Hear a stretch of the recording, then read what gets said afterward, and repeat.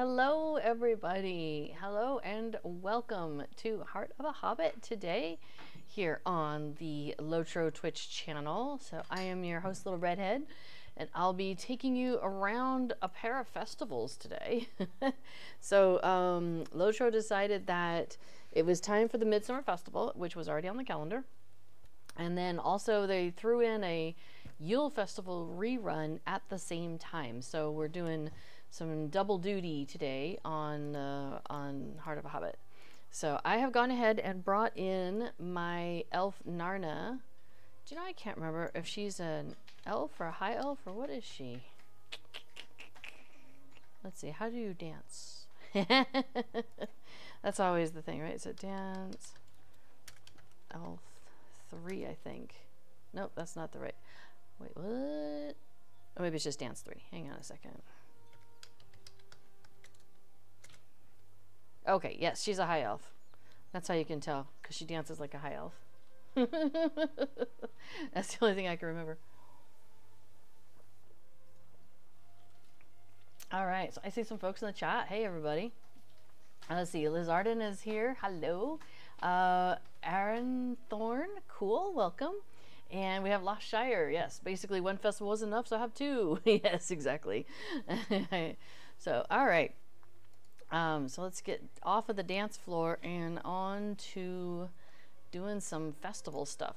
So the way I tend to do this one is a couple of things. One, I really like using Festival Buddy 2, which before has worked on and has been developing, and there's a lot of good stuff there, really handy there. Let's see. You know what? I think I need to change the setting, the options. Escape key closes Festival Buddy windows. No, thank you. So I don't know if you remember last week, but I unchecked that on the character I was on, Rosenboom, last week.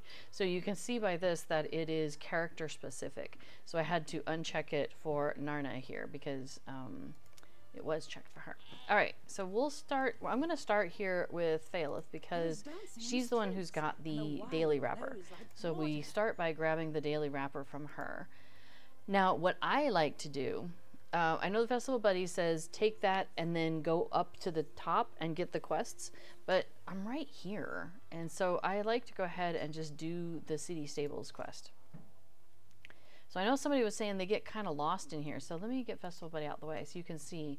So we've got the stable hand here. You talk to her. May I help you with something? And you pick up the quest when you first walk in. Now, there are horses down 3 avenues here. So there's 3 alleys based in a way. So there's one, let me run sideways. There's one here. So one corridor here. Okay. Then there's one by the quest giver, one right here through the middle where there's a bunch of grass that sticks out because it's different. And then there's this corridor here. So, and then in between the corridors is there's a open space that runs across them. Does it show you on the map? Kind of. So we have a corridor here. We have a corridor here where the grass is, and then we have another corridor at the other side that kind of matches one we're looking at right now. And in the middle is an open space. It opens up through the middle. So to me, it reminds me of a big H, like laying on its side. So we have one of the legs here, one of the legs here, and then the H across the middle, in a way, with this middle grassy area. Okay, so what we need to do is, first thing we need to do is we need to pick up the apples and the brushes. So the apples and the brush, so we can brush the horses that need brushed, and we can feed apples to the folks that need apples. So we have these 2 crates here at the end of that far right corridor. So you want to start there and grab those things, and then you basically just turn right around like you're going to go back to the front, and then you're going to find the horses here. So here's one well-behaved horse, so we're giving them an apple. All right, and then keep working our way down this hallway, and we have a horse to groom. And you'll notice that I can groom them from like next door. It's no big deal. It's totally fine as long as you're close by. So there's only 2 horses in the first one. So now I'm going to go into the middle where the grassy area is. And if I turn and look towards the back again, there's a well-behaved horse. So we're going to give that horse an apple. And that's the only horse in this area. So I'm going to pop out the top of here, So if you recall, the boxes where we got the stuff is at the top of those stairs. But I'm going to turn this way, and we're just going to make our way down this far part of the H that I'm making. So we're going to brush that one, and we're going to feed this one. That's 3 horses fed. Now we just need to groom one more, so he's down here. So we're grooming this one on the other side of the fence there. Now we've done all the grooming and all the brushing, and we just run right back to the quest giver. Go ahead and turn that back in, and we are done with her. So we head back out. Ta-da! So that's how I tend to do that one. Oh, that's cool. Nice. A little Tom Bombadil action going on there. That's nice. Okay, so now I want to go to the top and go ahead and pick up those other quests. So I'm going to talk to the stable master and go up to the high stables. Now when I resolve, I actually want to go back the opposite direction, because it brings me in and it's sending me that way, which is where the city stables or the high stables are. And so I'm like kind of here, and I'm about to go under that big prow that goes out towards the front. But I don't want to go under there and end up at that stable master, because I really need to be back here where I am and take this little slip road, and that takes me back up to the tippy top of the citadel. So I don't want to go that way. I want to go back the way I was just coming from. And when I get out to here, I can make a U-turn, and this is the path that takes me to the top. So it's like kind of a little spiral to go up to the top. But that's the highest stable master there is, so you have to aim for that one. Excuse me, and then you just kind of back it and come back a little ways. Sorry, I have a little something in my throat. Okay, so so we're going to talk to Marilyn, and we're going to pick up a couple quests from her. Excuse me. And let me see, in our deeds, have I done lightning in a bottle? Let's take a look at the deed log. That's poetical. Where's my deed? Oh, hang on a second. Deed tracker, yes. Where's my deed tracker? Oh, it's hiding under here. Hang on a second. There it is. I'm like, I should have it, because I really like using this. Under class, race, epic, under race and social is where you find all the festivals. So I'm gonna look under here, and wow, I haven't been doing any of the emotes things. Get to that later. Wow, I have a bunch of food ones to do. For Midsummer, I haven't done any of the of the deeds. Well, that's okay. I don't know if I want to go out and do that today. Well, okay, let's take a look at the in-game deed log and see if I've done any of it. So it's the second tab, and so it looks like I have not started it, because it's not listed in the in-game deed log. So if I wanted to start it, here, we'll go ahead and show you what happens. If I wanted to start it, okay, so I'd pick lightning in a bottle, which is like, hey, go gather some fireflies. Then, because I have chosen that, these 4 new quests pop up, and you can only have one of them active at a time. So, is anybody having trouble with one of these? And if so, I'll pick that one. So we have the amethyst fireflies, the emerald, the ruby, and the sapphire. So I will come back and take a quest from her, but if anybody has a particular one they want to see, let me know, and I'll grab that.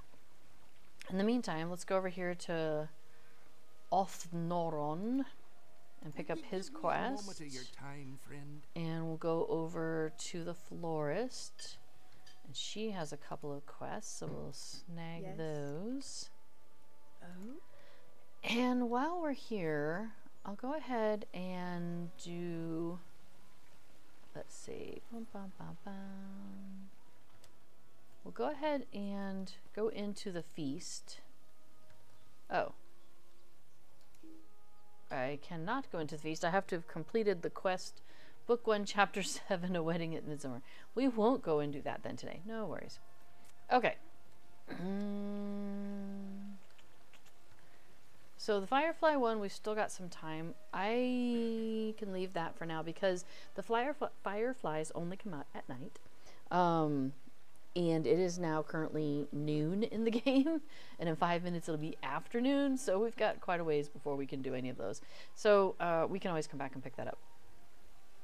So what I'm going to do is I'm going to teleport myself back down to the bottom using my milestone. Hurrah! So I have a milestone set to Midsummer Minas Tirith, and then I also have purchased the cooldowns for this character, so I can do that every 5 minutes, which is really handy. So we're gonna go ahead and start with the Florist Daughter, and we can pull up Festival Buddy to Floral Crowns, as it's called. So the first thing we do is we talk to the Florist Daughter, who's running around, and we pick up her quest, which is basically go and pick a bunch of flowers. So we'll start with that.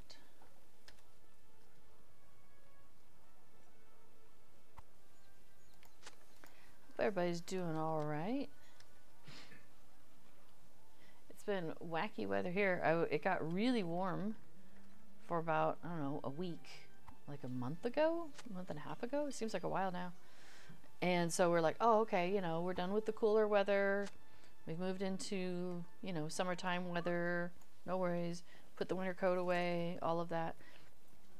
And then it stayed like that, and then it got a little cooler, but it was like, okay, yeah, it's just spring weather, no big deal. And then it got like really cold. Like it was below 10 degrees. Like it was like, you know, 7 or 6 or whatever. Celsius. And it's like, oh, I wish I had my winter coat again. So I ended up having to grab it back out. Oh, it was pretty funny. But now it's warmed up again enough that I'm back in like kind of lighter layers again. But man, it's crazy cakes. Arthur says it's been a little toasty here in the eastern part of the U.S., as in record breaking. Oh, I did hear about that in the West, in the U.S. Like in Arizona and stuff, there was some, what was it called, a heat dome? Where basically the heat just kept compounding on itself and making it hotter and hotter, and it was getting to be like over 100 degrees every day, like 104 Fahrenheit, multiple days in a row. It was like, whoa, that's crazy. And in June, or I think it was in June, I didn't realize the East U.S. was also getting some stuff. I have still friends and family in Colorado, so I talk to people and get the weather report periodically from them. Oh, the quick guide. I haven't had the quick guide up, so let's see. Oh,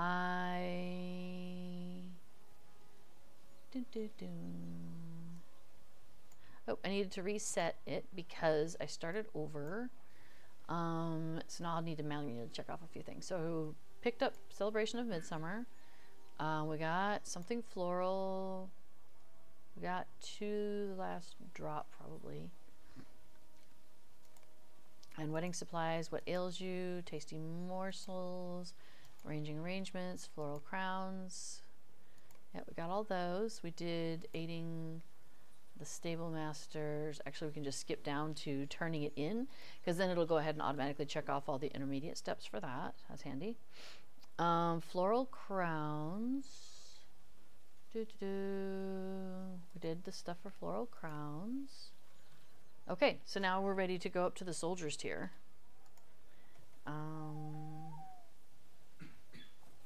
Yes. Okay, so we want to go back to the north because I'm just going to take the stable master. Aranda Thorne says Arizona gets that all the time in August and September, so that it isn't really new to them, just a bit early. Yeah, but even like Colorado, I thought was getting some heat, and it seemed like places that didn't normally get quite so hot were getting hit.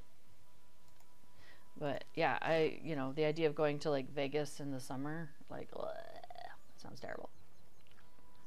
Like Arthur says, it's already 30 Celsius here in Michigan, and it's still morning.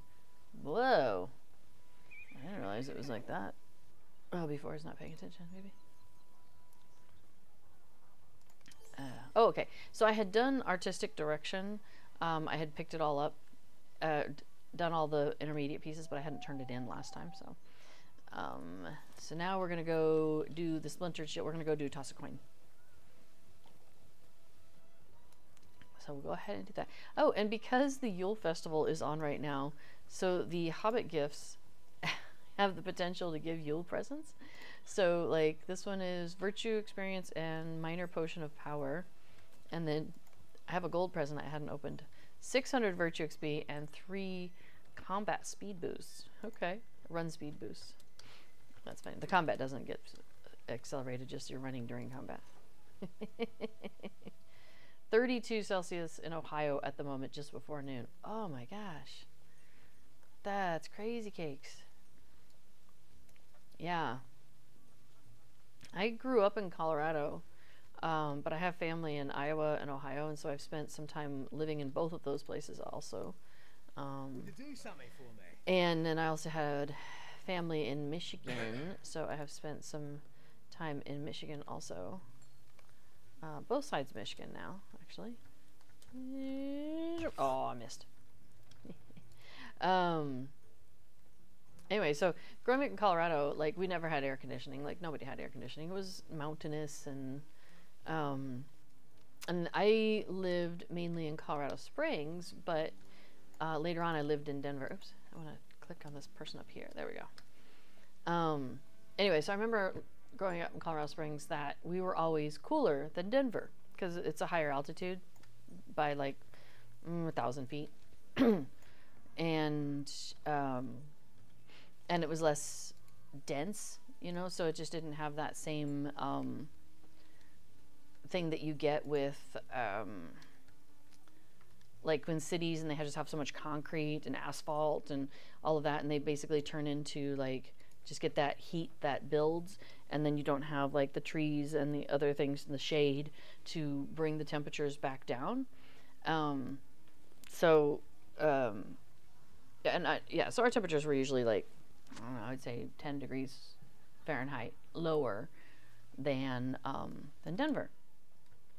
So I was like that. But still, even still, like we were in like the 70s and the 80s in the summer, and Denver would be like in the 80s and occasionally in the 90s. I don't know, but it didn't like, so then later on I moved to Denver, and the temperature kept getting hotter and hotter and hotter to the point where like, I'm like, I needed air conditioning, which was crazy because I had spent so much time, like, you close the curtains when you leave for work, and, you open up the windows once the sun goes down and cool off the house. And what? Is it raining again? I think Casper has something to tell me. Is Timmy stuck in a well? You are wet. Yes, you are. You silly boy. You want to come up? Okay. Casper says hi. Did you not enjoy being out in the rain? I bet. I'll bet you didn't. Here, let me see if I can. Will you let me pet you? You seem to be agitated, but maybe I can dry you off a little bit. Yeah, you funny boy. You silly cat. Yes, my IRL quest, brush the cat. Yes, well, pet the cat. Yeah.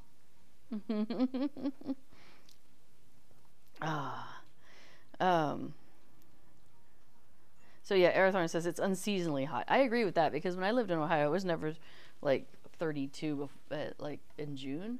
Waited until at least July or August for that nonsense. And Iowa, ugh. I swear, one of the things I never liked about going to like Ohio to visit relatives and stuff was like, you like in the summertime you'd go and you'd take a shower and then you'd like, you know, towel yourself off and everything, and then you're like wet immediately because it was just so humid. It was just that humidity in the air with the heat. It was just like, it's overwhelming.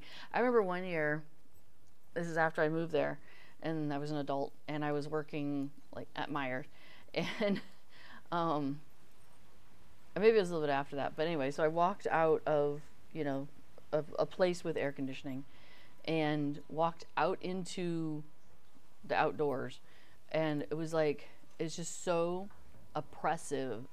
And people, like, everything is so heavily air conditioned that I remember one year I was working at Meijer during the day, and then I had to go to the county fair because I was working, or the state fair, and oh, I already got this one. Okay, so I've got that.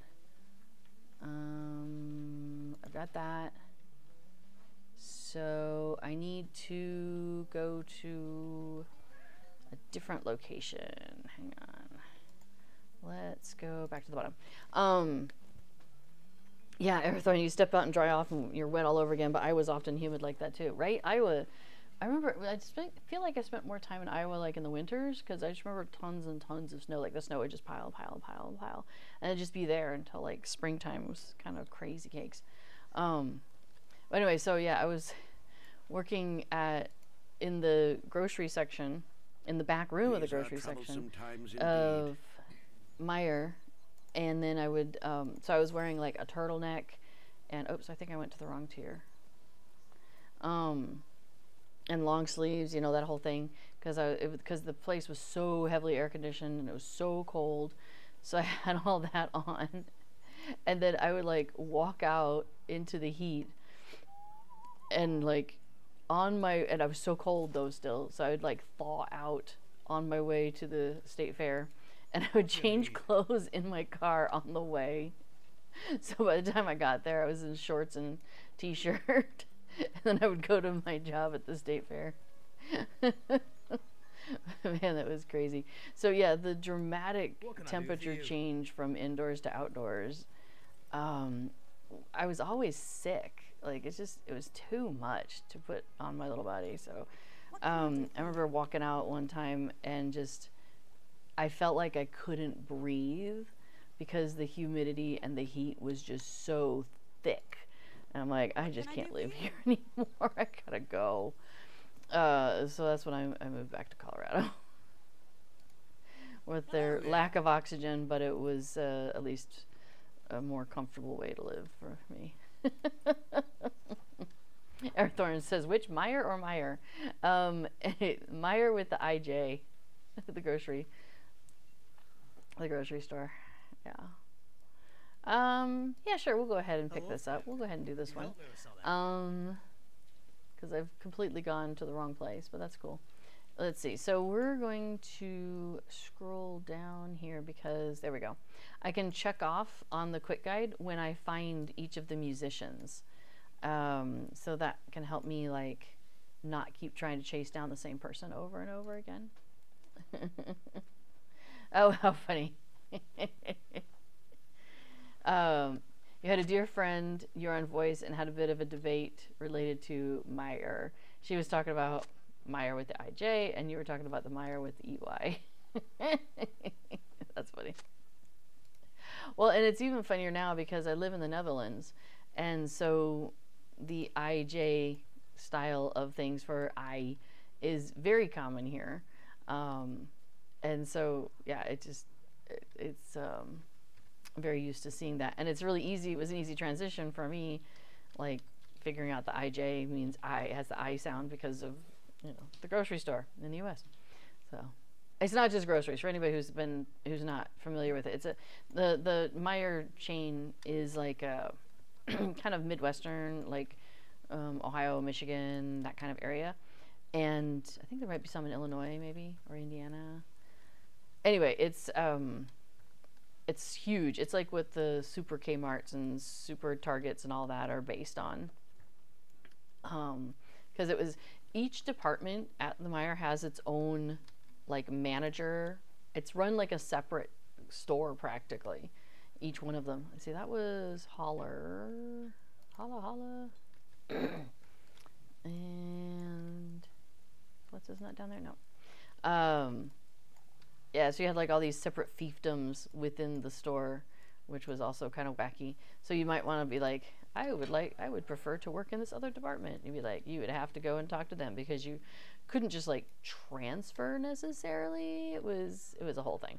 Anyway, so I was working in the grocery department when I started, but the manager was kind of a jerk. And yeah, he would like pick fights with the union, and I don't know. I didn't enjoy working for him. So then I ended up moved to the front. So see, that was Danar, right? Yeah, Danar. So we just need to find Froki and Gord. I think they're along here usually. So yeah, so I was a cashier for like, I don't know, a year and a half or so, through 2 Christmas seasons. So let me tell you, Christmas at Meijer is crazy. We had lines where people would wait in line for like an hour to check out sometimes. It was nuts. I mean, that'd be after they closed the door, like on Christmas Eve. They closed the door at like 4 or something, and then people had, like, we just had to wait. We had to be there, though, until everybody checked out, so we couldn't leave. So people just waited in line. Check it out. That was crazy. All right, so I'm still looking for... Who did I just find? Who am I clicked on here? Quick guides in my way. Paula. Nope, I'm looking for... Wait, did I find everybody? No, Froki. I'm still looking for Froki. Okay, Froki, where you at, my dear? All right, we'll just keep running around until we find him. Froki. He must have moved or something. Well, or I just didn't find him when we went around. I'm only half paying attention to what I'm doing. Hey, okay, I've got him selected. I was just doing like a a shift and F10 to cycle through the different NPCs, by the way. So that's a trick you can do if you're trying to find an NPC, like I was in this case. Yeah. All right, so now I need to go find the main dude, which is south of me. Oh, you know what? We'll just cut through here. And we did the flowers, so that's cool. Okay. Oh, Delirian has a question for B4. Okay, he sees it. Hello there. Oh yes, Nick Arthur points out there's folks who add S to all of those, so Meijer's, Kroger's. I have been guilty of that. Maybe it is just like a Midwestern thing or something, because it's like I pick it up from I feel like my grandma used to say that or something, but she didn't have Meijer, but she would have said Kroger's or or the high-low. No, the high-low, she wouldn't put an S on that. But the Kroger's, she probably would. She did. Yeah. Like, it's just so much easy to, it's like a thing. Yeah. Okay, so let's see. I needed to go to Craftsman's Tier. That's what I didn't do right. So, Craftsman's Tier is where we're headed. Let's see. Earthworm points out that both of those chain stores, the Meijer and the Meijer, have a lot in common. Both started by a man named Fred. That's funny. I mean, that's a fair point. It's still kind of funny. Okay, so yeah, so before sees your question. Gondor needs your aid. Let's see. And okay, he's answering you there in the chat. So Craftsman's Tier, that's where I was trying to go, right? Yes. Because I want to get off of here and head straight down. Yeah, Arathorn says, we had 2 Meijer stores in my city, but I've never waited in line, even in the holiday sales. That's good. Yeah, I've only had 2 situations where, like, you know, somebody was so mad they, like, left. Can I help you with something? You know how they can, like, leave all their groceries and just walk out? I mean, this is a while ago, so things have changed. I'm sure there's a lot Like this is also before like self-checkouts and like lots of things have changed. I remember one time I was working and like store security came up to me and they're like, "Hey, is your car this blah blah blah?" And I was like, "Yeah, that's my car. Why?" And they're like, "You're missing a wheel." I'm like, "Excuse me, what?" Somebody had like in the Meijer parking lot stolen a tire off of my car while I was working and like put it up on a block. It was so weird. Like, how does this happen? Like, what? It's so bizarre. Hello there. Oh my gosh. Most of the rest of the time was all right, though. I didn't mind working there most of the time. But then I went back to college, and it was they were not flexible enough with scheduling to work with me, so I ended up just picking up like 3 part-time jobs at college. So, you know. And actually, it was really handy in the sense that I was working. Often, I would find a food job. So it'd be like, how to eat while you're working. Handy. Alright, so I'm just kind of running through here doing the stuff. But if you have questions about this, definitely holler and I will probably see it. Oh, that's a cool outfit. Check that out. Nice. I like that. Yeah. I'll try to pay attention to the chat here. Okay, so...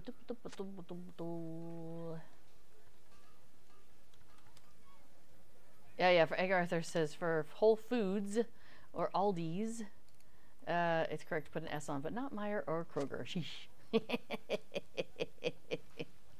I think I look at it like it's a dialect. You know, how some people use different vowel sounds and some people put S's on things, and that's just how it goes. That is a really cool outfit, though. I like that. That Leo Dul there has got. Let's see. Yeah, Earththorn says Meijer's apostrophe S or Kroger's apostrophe S would fit reasonably. So, alright, so we're gonna go and do some flowers and stuff. Yeah, holy cow is right, Earththorn. It was nuts. It boggled my mind.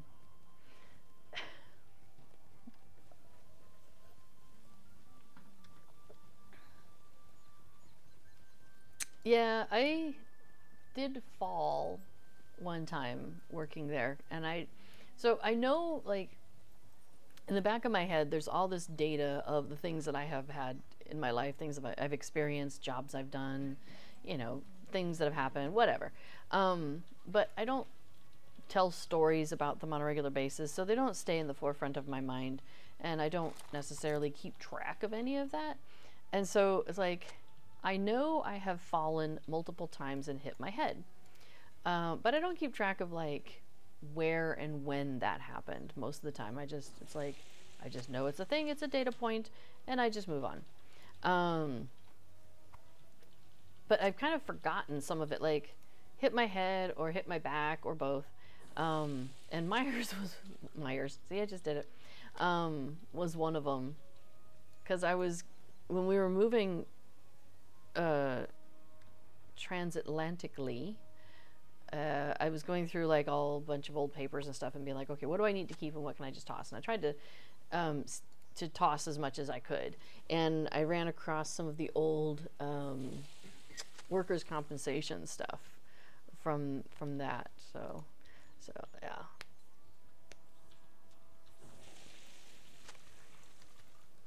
It was, I mean, like I said, it was alright job. It paid alright, paid the bills, you know, that sort of thing. But I don't know. Some people make a career out of working in that sort of job, and I think that would drive me nuts. Okay, I missed a weed. Where did I miss it? Oh, I found it. It's on the other side. Yeah, stole your wheel in the parking lot. It's pretty extreme. It makes me wonder, like, how did they? I don't know. Is it like what? How do you get into that situation where you're like, I need a wheel, I'm here, and I'm gonna take it off of this specific car? Like, I just, like, I can't think of what goes through a person's head to say that that's what they want to do. And it's just odd to me, you know what I'm saying? Like, I have never found myself in a situation where I'm like, that car These are troublesome times wheel indeed. looks great, and by golly, I have all the things with me to just take that and put it to use immediately. Like, what? No. I just, you know, you just hope somebody really needed it or something. I don't know. It's bizarre. All right, so we've turned that in. Now we're going to go back up to the top because I actually want to be on the same area, but on the other side of the place, and it's faster to get there by using the Stable Master. So Arthur says, long time ago when I lived in the city of Detroit, somebody tried to steal the battery for my car while it was parked in the driveway. Dang you. Okay, so hang on. I need to go to... Oh, I took Honoring Healers. I need to get Sweet Treats, which is... I've done something wrong, and so now it's like taking me to the wrong places, but because I already did Players Tier, so I want to go one below. So is that Sages? I think it's Sages Tier. Now that doesn't sound right. Maybe it's Players Tier. Oh yeah, maybe it's Players Tier, and then I just write it down. Yeah, I want to go to Cereal, but I couldn't remember which tier it is. Yeah, it's this one, because I like to just go here and then ride straight down, because she's right there. Cereal for the sweet treats. I just think that's so funny. It's probably supposed to be a hard C because it's Tolkien, but it cracks me up that, you know, it's cereal, the pastry. Like, she's working with grains. Her name is Cereal. So I think it's funny. Yeah. All right, so Agartha says, while the car was parked in the driveway, they must have been scared off since they only got as far as cutting the cable. Oh my gosh. So that means it wasn't usable? You had to like replace stuff? That's nuts. I can't remember what I did. I probably got a donut on my car and then just drove it and eventually got a new one, a new tire. Because I drove that car everywhere. Like, I also worked Ren Fair. And so I was driving up and down to, you know, back and forth to the Ren Fair every weekend. And, like, yeah, I just drove everywhere. I drove back and forth to Colorado one time when I was... Oh, I forgot I was doing the Hungry Guards. Well, I'll come and get them on the way back. Because I think I need to pop down here to the whatcha-who's-it? Bird Baby? No, that's in Mickledowling. Mary Swan. See, I thought it had something to do with a bird. I was pretty sure it was bird related. So Arathorn says, Winco is employee owned. Oh, that's nice. So anyone that has worked there for 10 years or more is a millionaire or had the opportunity to be. Well, that sounds pretty cool. I should have worked there. Yeah, I do kind of look back and think the choices of employment that I made over the years, you know, were fine and all, but I'm like, man, I feel like there were some opportunities there that maybe would have been nicer. Oh, I've already got that barrel. Okay. I picked up the barrel quest like the last time and then I didn't finish it, so I've gotten 3 out of the 4. So, yeah. Oh, Carissa asked, what backpack is your character wearing? She is wearing this spring's fashionable outfit item known as the Las Gallen Spring Pack. So it's that item. Let me see if I can pull it up a little bit bigger on the wardrobe. And the cool thing too with the spring pack is if you're wearing it as, here, I can make it a little bigger so you can see it a little bit closer there. If you wear it as your equipment item, so like your armor, there's little butterflies that show up, and they will show up while you're wearing it. It's so cute. Oh, Lizardin likes the pants. The pants are actually, you're gonna laugh about this. Oh wait, the pants are empty, but they're not. It's the jerkin and trousers of the river folk. So I dressed her up in a bunch of the river folk stuff, but it looks really good on this long and lean elf. I thought it turned out really good on her. So yeah, so she's got the jerkin and trousers of the river folk, the gloves of the river folk, because I thought those just looked like such cute little gardening gloves. It's got a little flower in the middle, so I thought that was fantastic. And elves being so much of the, you know, of the nature and everything. I thought that would work out. She's also wearing the, oh, let me go up to the head. I've got her in the ascot scarf. That seems to go with everything, so I love it. And then the wide brimmed spring hat. So a lot of the spring stuff. Now in this preview you see her drum, but she's not actually, you know, pretend the drum's not there. So yeah, so a lot of river folk stuff, which is kind of fun. Oh, and the shoes. I think the shoes are river folk too. Oh no, those are the Lascalain spring dress boots. Here, we'll zoom in a little bit.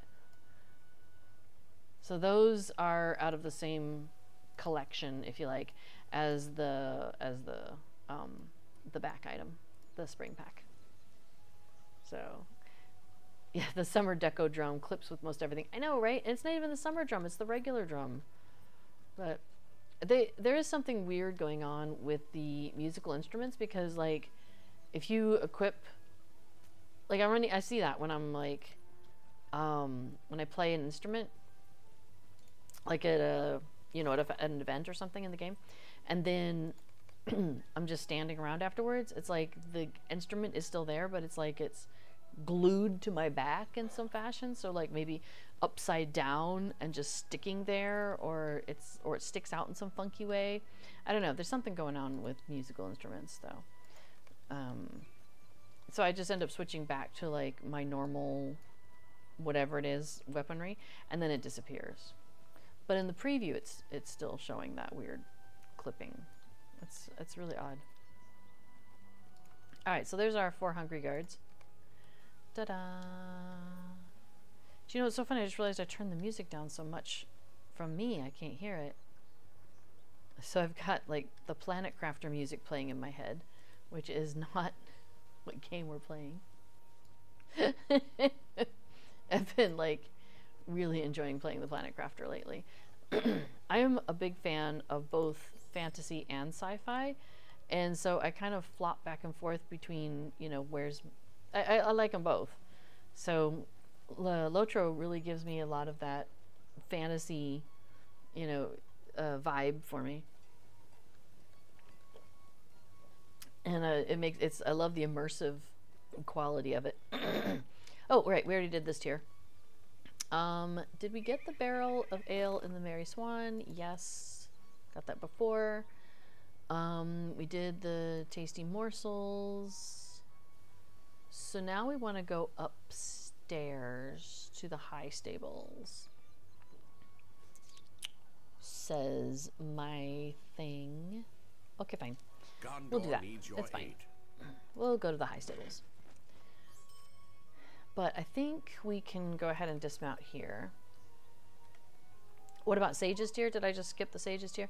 You know what? Okay, so here's the thing. I did skip the Sage's tier. You are absolutely correct, and I did not mean to do that. But here's the Scooby-Doo, is that when B4 and I were putting together this quick guide, we had different opinions on what the order should be between the Sage's tier and the high tier. I feel like you should do Sage's and then do the high tier, but he prefers to do the high tier and then the Sage's tier. So when he put together, so on my website, on the Life Beyond the Shire website, they're in my order, but in the quick guide inside Festival Buddy, since he's the developer of Festival Buddy 2, they're in his order. What can I do for and you? I'm following Festival Buddy 2 because I don't have enough brain to both talk and do. So What can I do for you?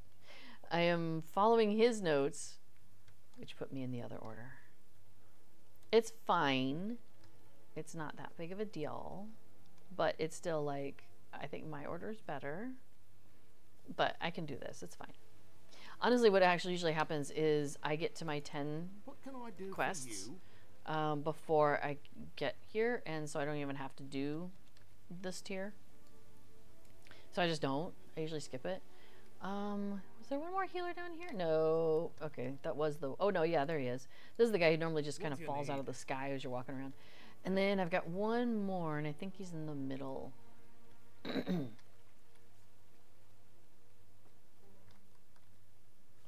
So pop round to the middle, although we'll do some little F10 action. Let's see if I don't think we got the person in the middle, right? So it's likely, yep, there he is. Hi. What can I do for you? Cool. Okay, so now we just gotta find our way back out of here, which is that way. Yay! It's kind of a complex maze in there, it feels like.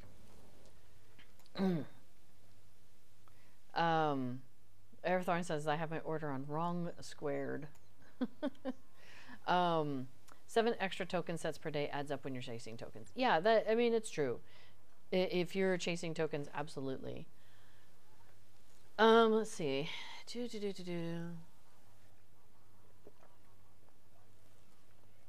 You know what? I forgot about a cure for ills. I think that was back this way. Because there was a time when I was like really trying to maximize the time, and I would jump through the flowers. And it often was, well, it was about the same as just running around the flowers.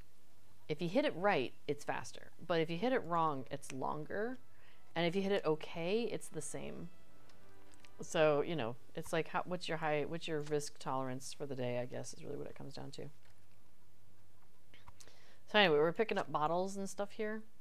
Oh, that's some cool tapestry. I hadn't really noticed the tapestry there. Hey, noisy reveler. Shush. There we go. Anyway, that's a cool tapestry. I was checking that out. Let's go find some more bottles and people to tell off. Bum, ba, bum. And here's a noisy person. Shush. This is the place where people recover. They got headaches and stuff, yo. Oh, there's a bottle. Gee, I wonder why they have headaches. All these bottles lying around. Maybe. I hardly ever drink anymore. I think I drank enough alcohol in my younger years to like give me a good average for the rest of my life. So yeah, it's just not something I bother with most of the time anymore. But I went and had like a glass of wine a month or two ago. And first off, it was one of those little bitty bottles. And so I was like, you know, thinking it was like a glass of wine. Well, it turns out it was 2. So that was more than I was expecting. And I am such a lightweight these days. It's hilarious. Yeah. I was feeling it for a good few hours. So, but then I was like, okay, drink lots of water. That's very important. Oh, noisy people. So yes, telling these noisy people to shush so the people can recover. Very important. I understand. Bye. Hey, buddy. All right. Yes, I know he was noisy. Kato's sleeping nearby, and we kind of woke her up, him jumping down. Speaking of jumping down, whee! Hey, lady. I did the stuff for you. You're welcome. Oh, cool. I just completed 20 Midsummer quests in Minas Tirith and across Middle-earth. Oh, really? Oh, wow. I guess this character hasn't been doing a lot of Midsummer previous to today's. That's kind of wild. Okay, so for this version of the quick guide, so then we take the ramp down to the Sage's Tier, and the ramp is, golly, I'm really close to it. Like, where is it? Here? Nope. It's over here. Oh yeah, where the sidewalk is, where it goes like this. The sidewalk, where the sidewalk doesn't end. So now, if you just hit it just right, you can like sometimes coast around some of those. But if you hit it just wrong, you do take injury. So, you know, sometimes it's not worth it to try to accelerate your journey. All right, so we're gonna do some floral arrangements. Oh, hey, I'm willing to do one of the firefly quests. So if anybody has an interest in seeing one of the firefly quests get done, it is dusk in the game and 12 minutes to gloaming. So we would be able to accomplish one of those during the stream today. Because the fireflies only come out at night, so you have to wait till it's nighttime to do that. But if you want to see one of those, I'm happy to do that. So throw it in the chat if you have a particular interest in one of those. Let's see. Okay, I passed the fireplace. So now I'm going to go talk to this dude first because he wants me to go catch some wayward verses like that one. Hey, interrupted. All right, let me stand still. Okay, there we go. And since I'm going in here to do flowers, and there's often one of those wayward verses floating around the chairs here, so it's worth it to just go ahead and make sure I have that quest already. It's handy. So Egg Arthur says, a combo of Minas Tirith, Midsummer, and booze running is probably the most efficient for tokens. Ah, yeah, we were talking about this the other day. So Arathorn, if you're looking for tokens, doing the Ale Association and in-league runs, those are a great way to get a lot of festival tokens. I don't know if that's something that you have gotten into yet. So basically, what you can do is you can be a member of both at the same time, and you go and you pick up all of the Ale Association delivery quests. But before you do that, make sure you have all the in-league drinks, because it's handy if you have those already in your inventory. So yeah, so you go, I usually go to Thorn's Hall and I pick up all of the Ale Association quests, and then as you're going around and turning those in, oh, hello, right in front of my face. As you're turning those in, you can also pick up and turn in the in-league one to that same person. So you just like do all boom, boom, boom, and they'll give you each a token for the Ale Association and the in-league for each one of those that you deliver. So you deliver an in-league, get a token. Deliver an Ale Association, get a token. So each person you go to basically gives you 2 tokens, one of each type. And then you go to their people. Okay, for a second I thought they took away and made the wall there. Oh yeah, Arathorn says I have max rep with both of those. That's awesome. So then you don't have to worry about like messing with your rep. Because the way it works is you get negative with the one but positive with the other. But it's always a net positive for the one that you're getting positive with, and then so when you do the other way, it basically bumps you. So basically you're just going to be bouncing back and forth from max rep and then down a little bit with the other, and then that one will go back up to max and the other one will go down a little bit. It's no big deal. It's whatever. It just goes back and forth. Hey, now I have barrel 4 and I can turn that into.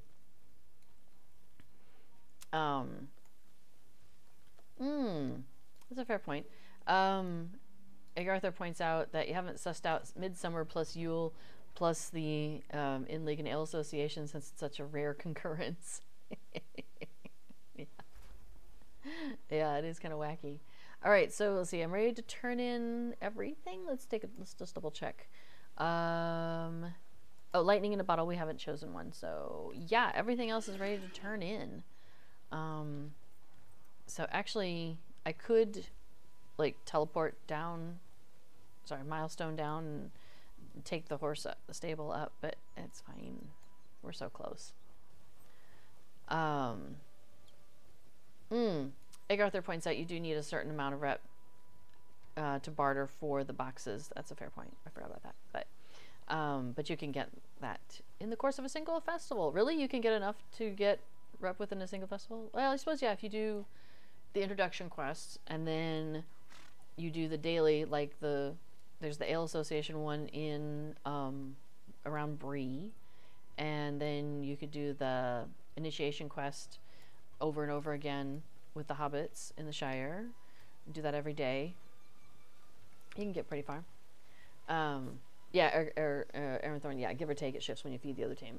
But if you're already at max, it's no big deal, because you'll just go back and forth, it's no biggie. Yeah, and Egg Arthur points out if you have the Fateful Toolkit, you get more than double your token acquisition, because, yeah, the way it does is it doubles the quest reward and then an extra bonus when you open the box. So it is not a crafted one. It's one that came with Fate of Gundabad, with the expansion, like with the, I think it was with the Ultimate expansion edition. But basically what it does is it gives you bonus festival tokens. Sorry, it gives you bonus tokens, landscape and festival, and it's a 10% bonus. So basically when you, like if you get 5 tokens, you get a 10% bonus. So it's 5.5, but it rounds up. So you get 6, which is really, really cool. And then if you get like 10 tokens, it rounds up. So you get 12. Anyway, oh yeah, so with the what Agartha is saying with the Fateful Toolkit and doing the Ale Association or the In League, so that when you turn in, you know, one of the drinks to an Ale Association person, they usually give you 1, what is it, token of distaste or something like that, and instead of giving you 1, they give you 2 because it rounds up. So you're getting already like basically double the amount of tokens. So instead of like ending it with, was like 12 of each, you end up with like 24 of each, which is ridiculous. And then you barter, you use those tokens to barter for a festival selection box. You can go do that with the In League at the Bird and Baby and with the Ale Association at what are they up in Thorns Hall?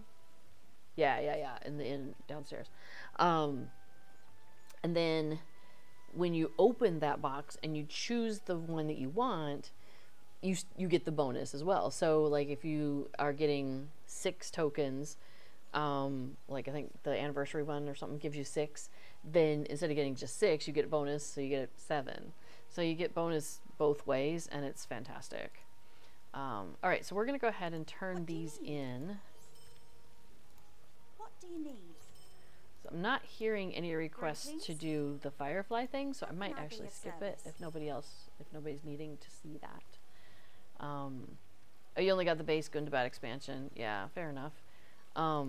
I was really excited about that Fateful Toolkit, so for me it was worth it. I don't know if you can still upgrade, because I know that was the thing, you know, that they started doing where you can upgrade your expansion that you buy. I have not seen the Fateful Toolkit available in any other way. Oh, we did do Honoring Healers. You know what, though? I'm just going to skip it. Oh, you can upgrade still? Agatha says, yes, you can upgrade.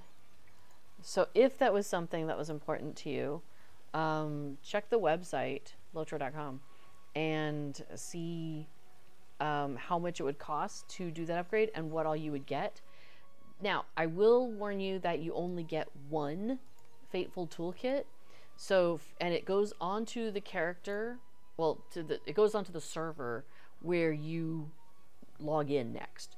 So for example, I bought the Gundabad expansion and then I logged in on Treebeard because that's where I mostly play, and that's where I wanted it. So I intentionally had it go to my characters on Treebeard because they're like my completionist characters. My completionist characters over on Treebeard. I have a character here on Laurelin who is slowly working her way through all the completionist stuff, but it's not as much of a priority for me as it is for my other character over on Treebeard.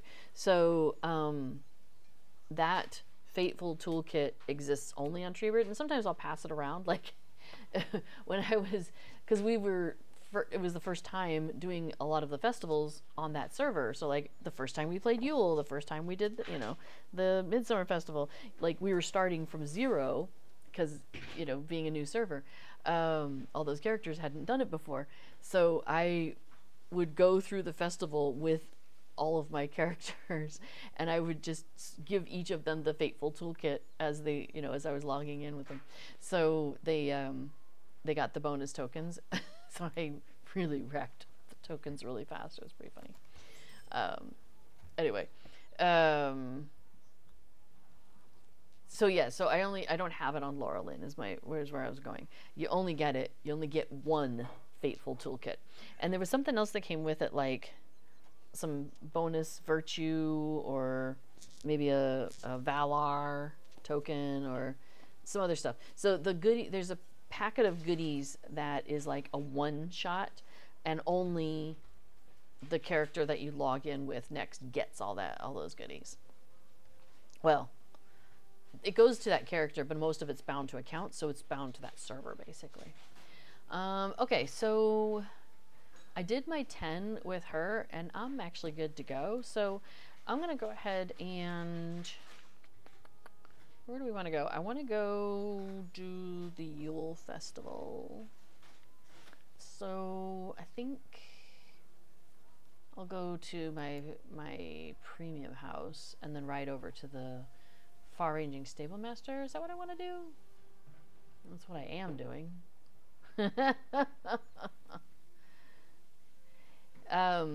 Yeah, that's a fair point. So okay, so Airthorn says, yeah, a Valar that only goes to the person that you log in with. Yes. Now I believe though it is bound to account, so you don't have to use it on that character, but it is stuck with that server. So I don't know if you play on multiple servers, but that's something to, you know, keep in mind. Oh, I don't need to talk to Wenda. My stuff's good for a little bit longer. But the far-ranging stable master is here. So I want to go to the fair.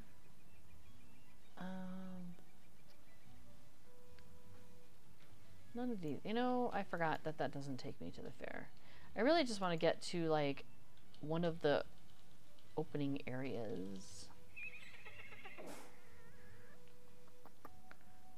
Yeah, that Breland Festival Grounds would have been ideal. That's in a minute and 20 seconds. We'll just wait. Oh, you know what? While we're waiting, I will... Can I transit to my other house? Let's see. I want to go to, not Wellfirth Way, but Floodside Road. Cool. You can do your premium pass travel once a minute. I was thinking it had been at least a minute. So, yeah, Agartha says when an expansion goes on sale, the upgrade options usually are discounted too, but we just had a sale in Gundabad, so it's not likely we'll have another one soon. Yeah, and Airthorn points out that Black Friday is our friend for expansion sales. No kidding. So, and I appreciate that, like, they've been giving us some nice sales and nice things often in the summers. Like I missed it, but last week I think it was, they had the carryalls were on sale. Let's double check that. Oh wait, it says right now through June 13th. Well, isn't today not the 13th? Yeah, today's the 18th. That was last week. I think it forgot to get updated. Sales June. Oh, June 13th through the 20th. Oh, that is correct then. My bad. I was thinking it ended on the 13th, but it began on the 13th. Okay, so that is happening right now. So 25% off crafting carryalls, 50% off tracery and essence carryalls, and then 75% off junk items and war spoils carryalls. So if you are a carryall fiend, I don't know anybody like that. Now's a great time to get that stuff. Okay, so we're gonna go to the Breland Festival Grounds because I have a milestone set there. I find that really convenient because this character pretty much just does festival stuff. Yes, shh, don't pull my covers. Are junk carryalls worth it? Asks Lizardin. I would say it depends on how much you end up with junk in your inventory when you're running around and how much of a problem it is for you. For example, I have VIP, so I'm totally fine with just stopping and selling off my junk at any point. Just be like, nope, it's all gone. Talk to a salesperson, you know, make it go away. However, if I didn't have that, that stuff would pile up, and having it take up one space in my inventory instead of having it take up, you know, 20 spaces or whatever would potentially be worth it. So I say it depends on your style of play. I tell you what is worth it for me is I have a gazillion crafting carryalls because I basically have one for each different profession. So hang on. Sorry, I've been playing I've been playing the other Planet Crafter so much I've forgotten how to open my inventory on this game. So let's see, in my personal inventory I shouldn't have any. But I have a lot of other stuff. What is this? Letter from a daily. What is that? Sealed tracery? Goodness, I got a lot of junk here. That's not what I want. But yeah, if I were to search for my carryalls, that's not how we search for carryalls. So this is the full range of carryalls that I have on this server. I may be a little bit of a carryall aficionado. So let's see, I've got those two there. I've got a dye carryall, which I love because you can hold up to 50 different colors of dyes. That's what I need to do. I need to check the dyes from the vendors while we're here. I have 2 scholar ones, 1 for jeweler, 3 for cook, 1 that has like the critical stuff in it. So like, you know, the extra bark that you can use to put with a recipe, and you get a 50%, you know, percent extra critical chance, that stuff, all of those wacky things. So I have a carryall for that, and then I have a carryall for just all the metals, but like the lower tier metals was the idea, and then as I get higher tier metals, it'll go into a separate one, but they're all in one right now. And then I have 1 for wood, 1 for hides. I have 2 large housing decoration carryalls because this is the server where I do a lot of housing decorating. So I've got a lot of stuff. And then I have a large crafting carryall for, I'm not sure what's in that one. I'm not sure why that's there. It doesn't matter. Cool thing with carryalls now is that when you take them out of your shared storage, so for example, carryalls can now be named. So if I hover over this one, I haven't named it apparently, so I can click on this little, it's supposed to be like a quill, I think, and I can change its name. Now I can go right up into that header and I can be like Scholar Basic. You know what, I don't even need the word carryall involved here. Stuff. And then I go check mark, yes, that's fine. So now when I hover over it, it says Scholar Basic Stuff. Now, if I hover over the other carryall, it just says large crafting carryall. And if I put this into my storage, it just says large crafting carryall, even if you hover over it. But when I take it out, it does retain that name that I gave it. So let me withdraw that back out again. So now I hover over it, it says Scholar Basic Stuff. So it retains that name when I have it in my bag, but when it's in the shared storage, it's forgetful. It can't show me that information. So yeah, I know, right? Yeah, Arathorn says now if they could just make it someday stick in storage. At least it doesn't erase it, because man, that would be the worst. But yeah, so at least it's persistent when it's out. So yeah. Yes, Arathorn says, oh my gosh, I thought I was bad. I think I might have more carryalls here than I do over on Treebeard, but I wouldn't put money on that. It could be either way. So yeah, actually before is the one that turned me on to the idea of having a separate carryall just for all those critical items, because you end up with so many of those different things, and like bipping from one thing to the next. It's like, I don't need that. I don't need that in my life. So just having them all in one thing, I'm like, that's great. I love it. So, let's see. Do the junk carryalls include reputation stuff, says Carissa. I don't believe so. I'm pretty sure it is literally just the things that say like junk, or like it's not turn inable, like this one, like these broken branches. Let me see if I can put that more in the center, maybe you can read it easier. So it says broken branches, level blah blah blah, a trophy gathered from a corpse. Trophies can be sold to vendors for coin. So that's the kind of thing they're talking about when it comes to junk. Something that's not junk would be these broken daggers. If you see, it says blah, blah, blah, trophy gathered from a corpse, trophies can be sold to vendors for coin, but then underneath it in red, it says this item may be turned in for tasks in the Shire, Heirloom, and Swampfleet. So that is technically a task item. So if you had a task carry-all, task item carry-all, the broken daggers would go in that. And if you had a junk carry-all, the broken branches would go in that. If you have any reputation item, like that stuff that you consume for reputation, like these, my character is just a trove of rando stuff.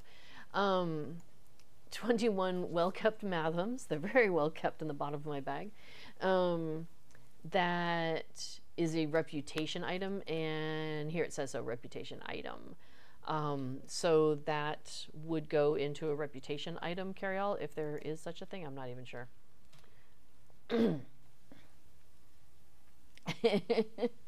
So, Strideru22 says hi. Hello, welcome to the chat. Let's see, Arathorn says, I only keep 1 for ore and metal, 1 for farming, 1 for cooking, and a hoover. Yeah, I mean, the hoover one is kind of handy. It is nice to have one that you just, like, carry around with you, and then just do all the things with it, and then separate it out when you're done. The biggest stomach of them all. Yes, we will take your quest and eat a lot in 10 seconds. Can do. Yes, rename is great. Hold on just a moment here. I'm gonna pay attention a little bit to what I'm eating. So my ideal here is to eat a handful of things, eat 4 things, possibly light things. All right, that's 3, that's 4. So I have 4 out of 5 things. And then sometimes right here is the mystery drink. I'm gonna say the mystery drink is not going to make an appearance. So in the meantime, we'll go ahead and finish that, but we're not gonna turn it in, because as soon as we turn it into Onake, a timer starts. And I don't want the timer to start yet. I would like those 5 effects that I picked up to slowly make their way out of my inventory. So I'm going to pick up some other quests. Let's see, I want cold as ice. Would you do something for me? And now one thing, oh actually hang on, let me let off some fireworks. So there's 2 folks at the bottom of the stairs here, and they each have 2 quests for me, but one of them is cleaning up the tables. That's from Basil, and you cannot get the cleaning up the tables one while you are in the middle of the eating one. So you'll notice that I only have 1 quest available to pick up from him, and that's why. So if you ever are running into that, it's not that there's something wrong, it's that you can't have those 2 quests concurrently. You have to do one and then the other. So yeah. Strider says, I've spent a lot on carry-alls, but I love them. I am in that same boat. When they were like 50% off, I was like, I went and bought so many. You know, like, so here's what I do is, and so many of you have heard this before, but I basically wait, I save up my money, and then I wait till Lotra points go on sale. So when Lotra points are giving the double bonus, I'm ready to jump on that deal. And then I sit on them. And then I wait until the things that I want come on sale. So that way I'm like saving money first, and then saving money here, and then saving money there. So it's yeah, that's how I like to manage that particular thing. So, you know, so that's what I recommend to other people if they can, is, you know, see what you can do about like picking up Lotra points when they go on sale, and then you're ready to jump on these sales when they happen. But I know not everybody can do that. So let's see, we'll go ahead and do the keg emergency. Aaron Thorne says I got 16 of them on the half off. Nice. So you might notice that my character is running a little slow. It's because she still has those effects on her from the food. But funny enough is they don't impact your riding speed, which is nice. Alright, so the guy has moved on, so I can run over here. There we go. Nice. Lizardin says, I want a food carry-all. That's awesome.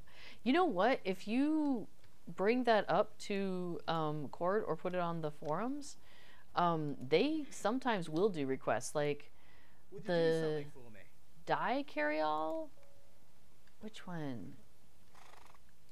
There's a carry-all that exists basically in part because me and some other people were basically like, this would be a really good idea and we would buy it. They're like, really? They're like, yeah.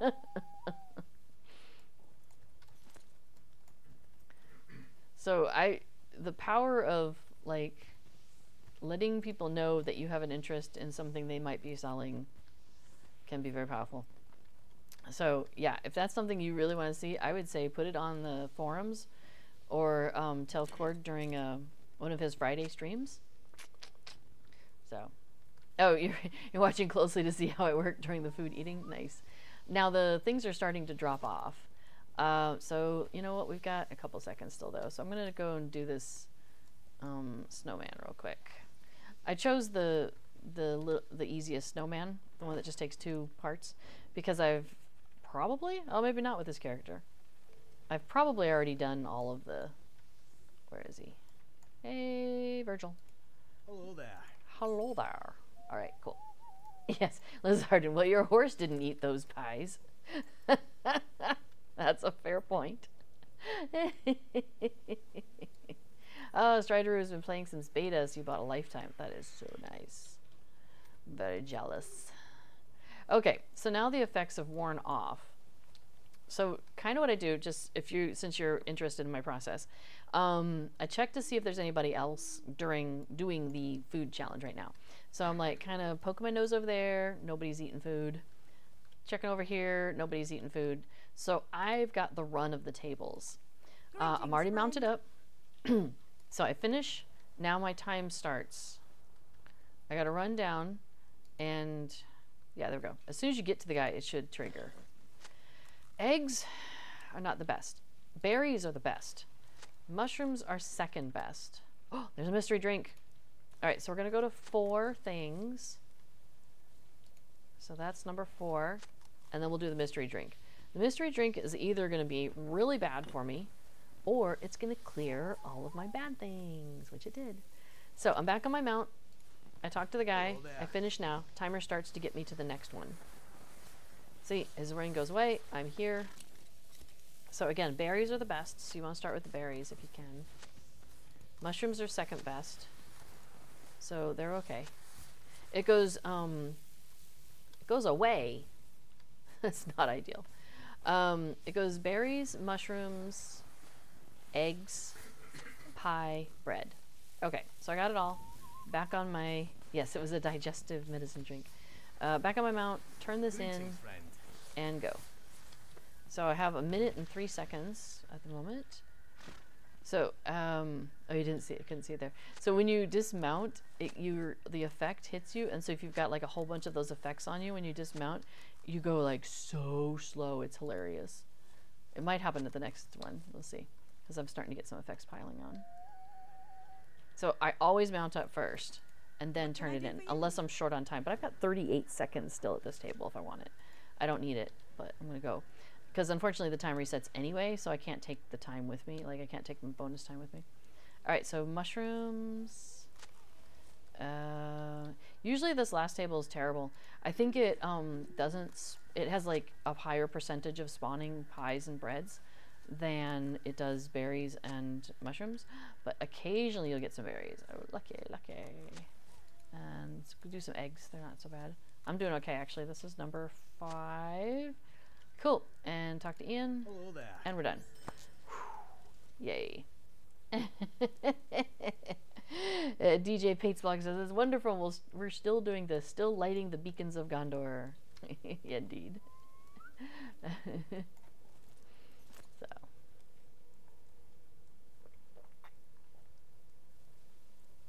Oh, nice. Arathorn says created a team at the MSN Gaming Zone. Got paid to play.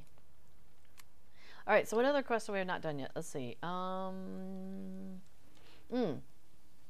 We can pick up his quest, which is the we can turn in an empty keg. We did that, and we can pick up tidying up now that we finished the food challenge.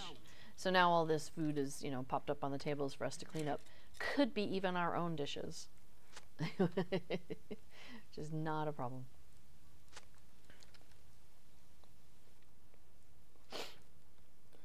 So some of you who are here regularly will notice that I'm not playing on my Hobbit as I usually do, and the reason I'm doing that is for the legendary item track experience.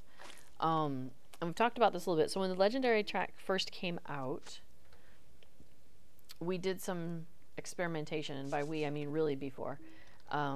He did the heavy lifting on this one.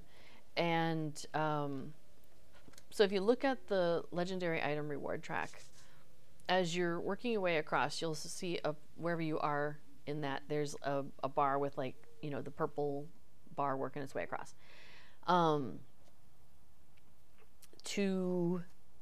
When you finish a quest, you get, well, let me back up just slightly. If your character is a character who is able to receive legendary item experience, then when they do so, it will be applied to that reward track. And this character is the lowest level of the characters that I have who can do that. So she's got her legendary items. You know, she went to Moria, got her legendary items, that whole thing, got the quest done. That allows the reward track to open up for her. So, oh, hey, and we did that, so we can turn that in. Hey, Gareth. I know I'm doing this like so wacky order, but it's okay. Let's do some more tables. So when you finish a quest, you get that reward experience. And the lower the level of the character, the bigger the chunk of experience, the bigger movement you get on your experience bar, the more it like has an impact on that reward track.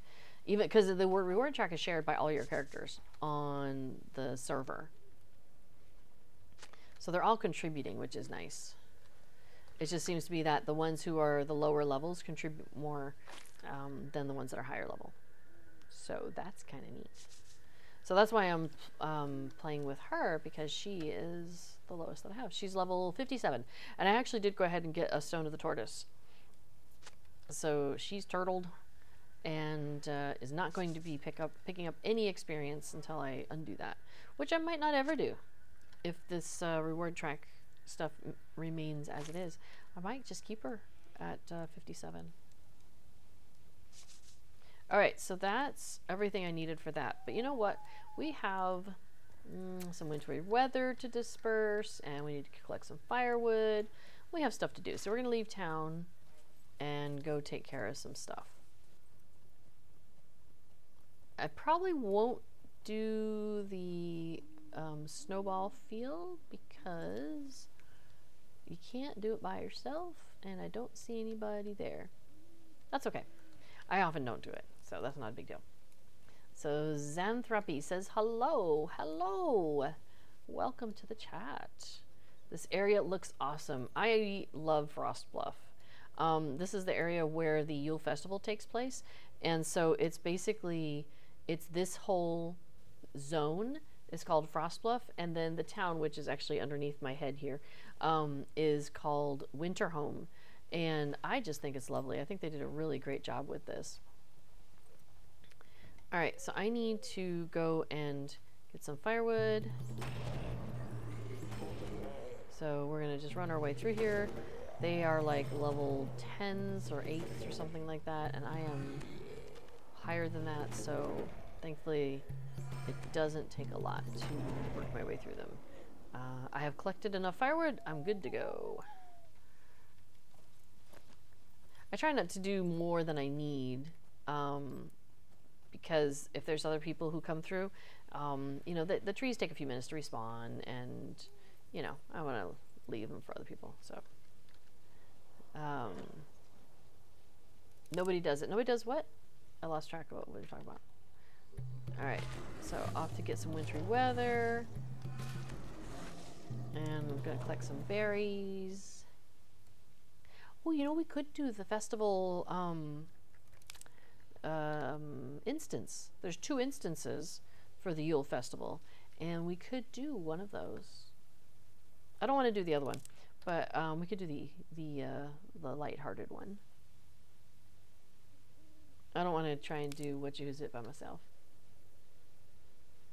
Alright, so Arathorn says, if it's level based on the amount of reward track experience, why not turtle at 45 or 46 when you acquire legendary? Oh, that's what I should have done. I didn't. I didn't because I didn't think about it until later, and then I was like, oh, I should have done that.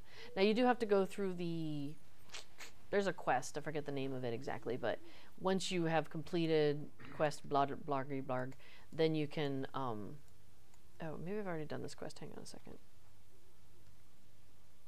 Where's Frostbluff? Mission bring good cheer. No, not that one. Cold as ice, stuffing stuffed. Oh, maybe I don't have the quest. No worries. No cheer for you, snow beast. Sorry. They're probably fine with that. They'd rather sleep. Thank you. Walls of Moria questline, says Arthur. So once you have to go through that questline, and thereby get your legendary items. So once you've done that, then you should be contributing to the ally reward track. Funny thing, after you go through that, because okay, so it's Shift I to bring up this window, and if you are not able to do these things, it'll say something like, you are unable to contribute to the track at this time. It's like just a big blank, basically. And so even after you get your allies, and then you like pull that up, and it still has that there, and you're like, what did I do wrong? It just, for some reason, it just shows you that same window, like it's sticky. But you are actually earning at that point, but I just log off and log back in, and then I can see it. Yeah. Well, I think it's actually not just caching. Well, maybe it is, but basically, like, if you are VIP, like if you ever do this and you get the stuff from Winda, it has the browse the shop, open your vault, open shared storage, and open wardrobe, and open the auction house. Those are listed for all of, for your characters in general. But if they haven't got their legendary items yet, this open legendary item forge is not there. So even after your character has their legendary items, it's basically like the bauble that I got from her doesn't have the legendary forge information. And so I have to go and talk to her anew and get a new bauble, basically, and then I can have this on that list. So yeah. Yeah, get a new blue marble, exactly. You've noticed, yeah, exactly. Okay, let's try in some quests. Let's see, I've done one thing. Oh, I was gonna pull up the legendary item. Okay, so I'll turn in this quest, and you can see where my purple bar is right now, and then see how far it goes. So that was a noticeable chunk. Like, you could see that move. So I'll pull it back up when we do the next turn in, so you can kind of watch that. Because we should have like 2 or 3 things to turn in down here. Yeah. All right, so let me pull that back up and talk to a Basil. All right, so here we go again. And see, it was like, you could see that move, right? When I do this on my level 150 character, it moves, but like a sliver. What can I do for you? And boom. So that's the reason. Yeah, see, yeah, like you say, it jumped a lot. Exactly. So that's why I'm like, okay, if I'm doing festival, I should do it on my lowest level character who has their allies, because that's going to get me the farthest on the reward track. And the reward track is what's important to me. Yeah, which is kind of funny because some people, like Agartha, I believe, are more interested in the other things. For example, is it this one? The tracery token, incomparable? Is that the one? No, there's one that's other. The Spirit of Yule, is that the one? Majesty Midsummer? There it is. Tracery token, legendary. And in order to get that, you have to do like 12 dailies and be turning them in every day, and that sort of thing. Yeah, so Agartha is very interested in that one, whereas I'm like, I don't know. You're probably like, what? What is your deal? But yeah, it's just not my jam. I'm not worried about my legendaries, I guess, as much. Oh, but hey, I am only at 7 out of 10 activities here in Frostbluff, so let's do talk to no. Oh, that one doesn't count. Mission to bring good cheer. Oh, I forgot to talk to Daily Utteridge about the cold as ice thing, so I could go do that. But I think we'll do the festival instance too. That'll get us to, let's say, okay, so this will be 8. So we'll turn that in. That'll be 8. What can I do for you? The instance will be 9. Let's check the theater, see if there's anything going on in the theater. Because if we can get in on the theater, that'd be 10, and that'd be nice. Hello there. Might I speak with you a moment? See if anybody else is around. The answer is a distinct no. Hey, Skagosi says, good evening, Little Red and B4.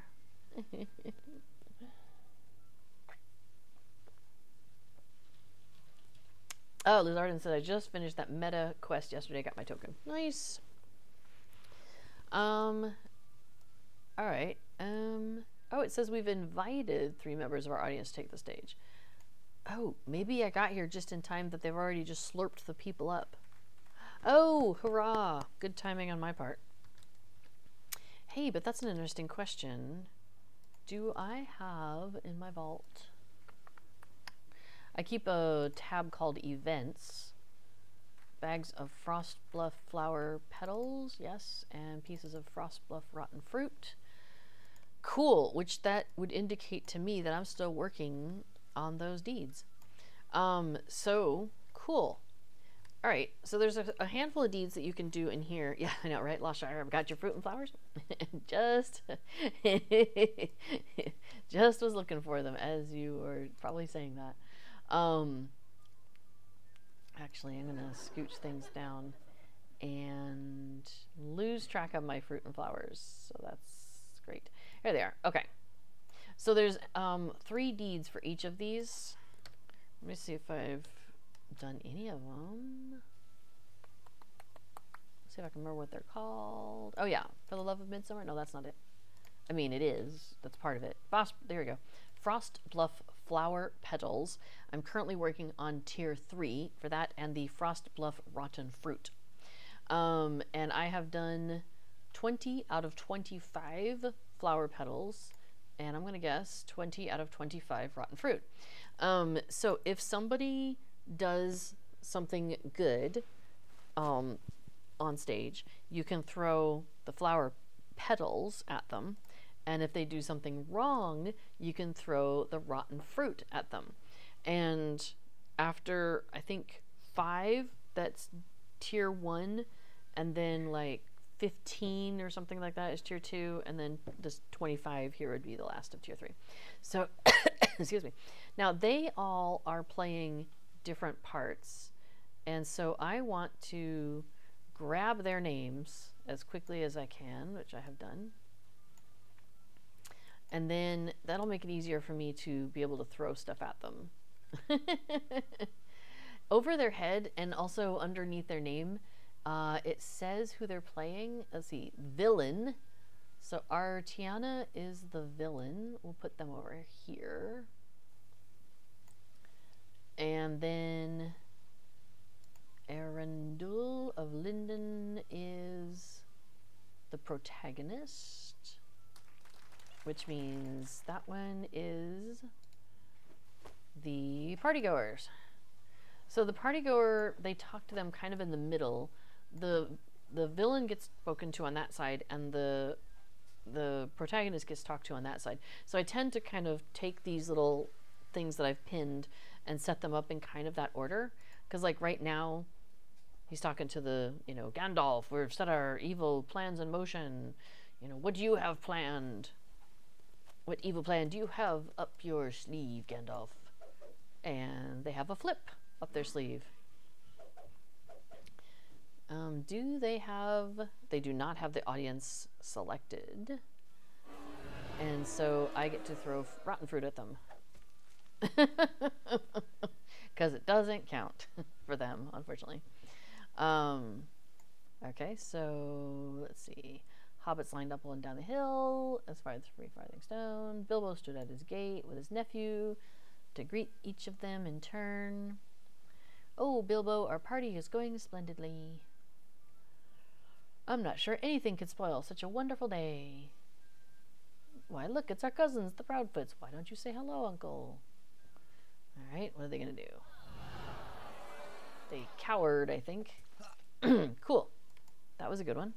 Oh, they succumbed to despair. Oh, that was a good one. All right, food, drink, and music were all in plenty. Though some were getting suspicious. I must say, I've never had so much fun in all my life. But who invited the sour-looking dwarf? All right, so we're back to the party goer. Oh, well, how are you enjoying the party? See, it's just like you're there. Yay! They cheered. Hurrah! All right, and so the party continued long into the night. No. Feasting and merriment. Hobbits were preparing dinner. Others were preparing something completely different. Da, da, da. Everything is going according to plan, Gandalf. No one suspects a thing. Not even that pesky Frodo. Are you ready to spring our trap and steal Mad Baggins's fortune? Well, hopefully they'll click on the audience. They didn't click on the audience. I think they keep missing it. Oh. Alright, well, more rotten fruit. That's fine. I need to get rid of it. I need to do 2 more rotten fruits and 3 more flower petals. And then I'll be done with that deedly-doo. After the feast, Bilbo and Frodo arose. It was time for the party speech. All in attendance waited with great anticipation to see what Bilbo would say. Bilbo and I would like to thank all of you for attending. She's dancing. That's great. We cannot express our gratitude. Before we conclude, my uncle has something he would like to say. Now, the dancing is already happening. Oops, was it Ingvar? Okay. Yeah. Oh, but anyway, so if like that person is dancing, and it doesn't count as an emote for the emoting that they need to do. If they're already currently doing the emote, they have to do it during the time they've been given. Oh, cool. We will come back to that here in a moment. Bilbo has an announcement. Okay. Oops. Scoochie, scoochie. I need to throw... No, I don't need to throw rotten fruit. And I cannot throw Frostbluff petals because they didn't do it right. Gandalf, now! Gandalf, do a good one. Do something good. Our plan is complete. Target does not meet skill requirements. Not yet. Alright, they're targeted on the audience. Maybe they'll get it this time. Now that we have Bag End all to ourselves. Isn't that right? Right, Gandalf. I need to throw some flower petals. Yay! Thank you for letting me throw my flower petals. So each character does, each actor gets 3 things to do, so. So I think everybody's done all 3 of theirs. Excuse me.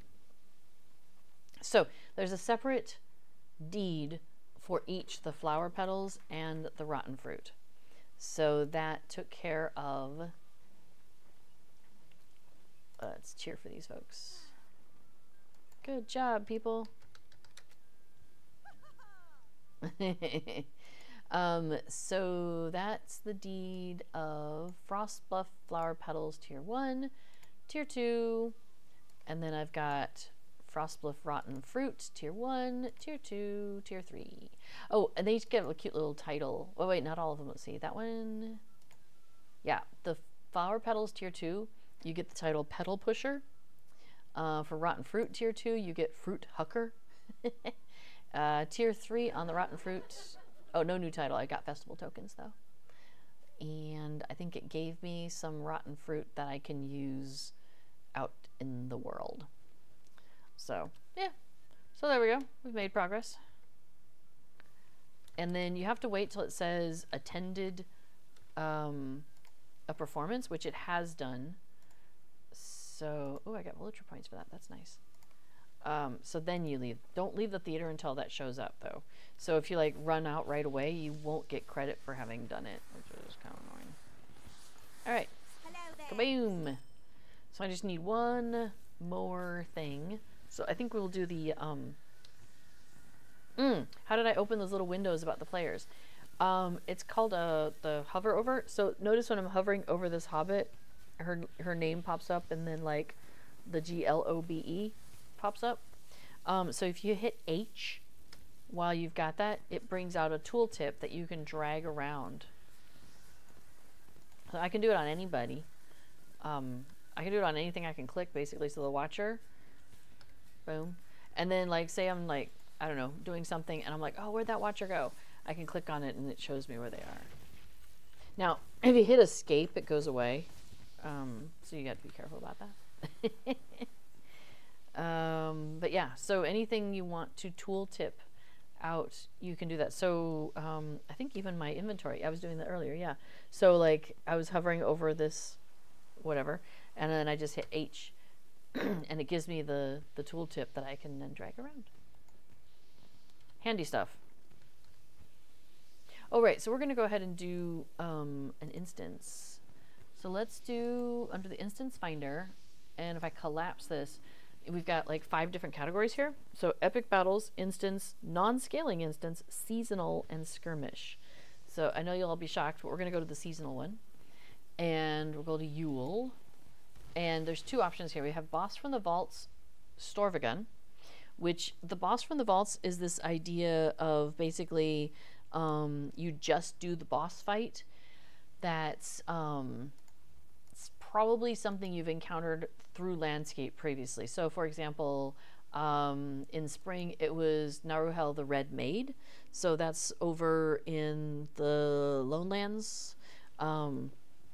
Up in the top corner where that whole thing about it's all been corrupted, and then you're finding your way eventually to the Red Maid. It's her. It's just the final battle at the end with her and her minions. Boss from the Vaults, Thrang. That's during the Farmer's Fair, and that one is just that one arena that you encounter Thrang, where you have the little mini volcanoes, and it's down in the Rift of Nerskashu. That's where that takes place. But in that particular instance, you only are doing just that boss fight, and you don't continue on to do any of the other stuff. So this festival, the Yule Festival, the boss from the vaults is Storvagun, which is the big giant up in the hills. You can do that at like tier 1, tier 2, tier 3, and each tier gets harder and harder. It does have a minimum level of 50 that you can run it at, and I'm level 57, and I would be going in solo, so I think that's not a good recipe for success, even at tier 1. So I'm going to not make that choice. Agartha points out that if you detach a tooltip from a hostile mob, like somebody you're fighting, it'll show a rough measure of its morale while you're there, but he points out that yeah, it will go stale, as in that won't update anymore if you get out of range, or if the mob is defeated, or it also happens with I'm thinking of ones where they have like a transition, like they go from one stage to another. It doesn't seem to update that, or yeah, it seems like when you run into bosses that kind of like phase in and out, it won't update the tooltip. But otherwise it's a really great thing, because like there's times when you're fighting like a pair and you need to work on the morale of one, or maybe you need to keep the morale of the pair about equal, and so it's really handy to have the tooltip of both of those up, and then you can kind of keep an eye on them, so you can then like focus on one, focus on the other, you know, as needed. So so with these instances, then there's so there's the boss from the vaults, which is more, you know, punchy fighty sort of thing, and then there's one that's a little bit more lighthearted, story-esque style. So that for the Yule Festival is the battle at Frostbluff, and I'm just going to run through it at level 10 because I can, because that's the lowest level it goes to, and yeah, we're just doing this for fun. We're not doing this for marks or experience or anything. So when you show up, you are out in that field where you were kind of not too far from where the chickens are, and all of that here in Frostbluff. So we haven't left the area. Well, I mean, we're in an instance of the area. So what's going on is the kids have created these like big fortresses, and they're off to have adventures. But the cold air has moved in, so we're going to pick up this quest from him, and he tells us about this. Today was to be their yearly tradition, the battle at Frostbluff, and they've been making these forts the best they could be, but they have to cancel their throwing of snow and laughter, for cold and an evil wind has come to Winterhome. So it's too cold to play and throw snow, and so they ask us to help them recover. Now, when I picked that up from him, there was a second quest here, and this is a daily. It says the battle at Frostbluff daily. And this is one that gives me Yule tokens. So you want to pick that up if you're in here. It's grayed out because it's at a lower level than me. But it's worth keeping an eye on, and make sure you pick that up. So I'm just picking up, I'm just kind of working my way through the storyline. I'm the Frostbluff King. No, I'm the Frostbluff King. So first one you have to reclaim is this one down the hill. So what you have are cold grims. So you are fighting the grims, and the fort is reclaimed, so the campfire comes on, but there is a counterattack. Now the fire is really handy because if you did get any chill from any of this stuff, it will help you with that. Hey Pamela, question is this a new character of mine? It's not. She's been around for a bit, but I don't play her very often. She is a high elf after all. So she's, you know, got a different style of thing to do. Oh, if you didn't pick up the quest from this guy beforehand, that daily, you can pick it up from him here when he's standing here. So as you're reclaiming each of these locations, the children will scatter to the different forts. So like that guy ran over and he took that fort. So now we're going to go do Cluckland, and Liddy and the Queen of Cluckland, the chicken, will come and inhabit this place once we've cleared it of the grims and cold winds and whatnot. So, yeah, no, so Pamela, yes, also hello to you. Yeah, Pamela, I'm playing her because she's the lowest level character that I have that has her legendary items, and so therefore she can still contribute to the legendary item reward track, and do so with a great amount of gusto. Alright, so waiting for my counterattack. Sometimes there's a counterattack standing in the doorway and you have to go get him. Where are you at? Oh, it's behind me. It's like a British panto. Okay, the frigid cold shows no signs of faltering. Well, then I'll stand on the fire. I'm sure this is how this works, right? Now, there is an encounter, but we're not going to worry about it because in order to get credit for encounters for the deed, you have to do them relatively on level, and we are definitely not doing this relatively on level, so there's no real point in going to do it. Alright, so there's Liddy and the Queen of Cluckland. I love how the chickens are then just like doing a little dance around the fire. It's pretty funny. The subjects of Cluckland, as it were. No mounts allowed in the instance, so sadly we have to run. So we're going down to the lake where we have to dispel cold weather normally. It's that same place. Along the way, we will possibly encounter some of these will turn into grims. You don't have to like go and search and defeat everything, just the things that you encounter along your path. So like, for example, those up there, I don't even need to worry about them. I could just ignore them. They're not on my way. But these things I do want.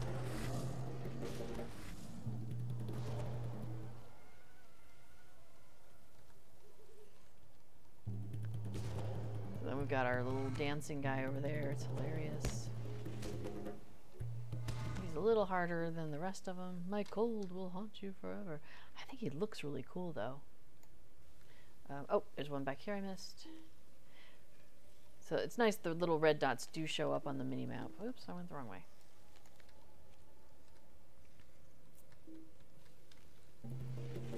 Alright, the fort has been reclaimed, but there will be a counterattack. And then eventually the big bad is going to come at me, and they're going to come from that same direction. But they're not here yet.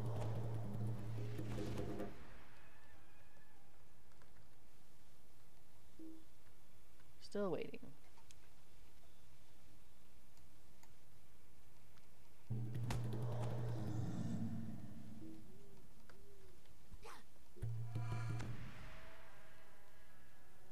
Okay, still waiting.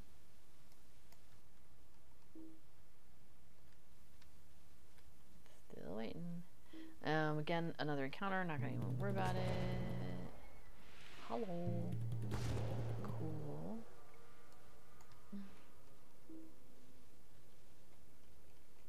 I'm taking them out so quickly that it's like there's a pause between each of them. There we go. So this thing is wacky. Take a look at that. It's like a whole bunch of snowmen, like all bundled up together in one giant clump. Like, it's so cool. Alright, so now that we've done that, we can go claim this last banner. And all the kids show up. Oh, sorry, I guess these three are here. I guess the other ones are back at their other places. Now, one of the things that's really important to remember is, so I just got, I was going to pull up my LI bar to show you, because I got the stuff. So the daily completed automatically when I finished the banner. But when you do these festival instances, you get festivity tokens also, but they're in a chest. So you got to make sure that you click on the chest before you leave, because if you leave the instance, it is too late and you have lost out on your festivity tokens. So make sure you don't do that. All right, but then I'll click on this guy and be like, travel now. All right, so that is enough to get me to 10. So we're going to talk to Mara, and while we do that, I'm going to pull up that because I'm going to get some LI experience, and we can watch that bar jump. Boom.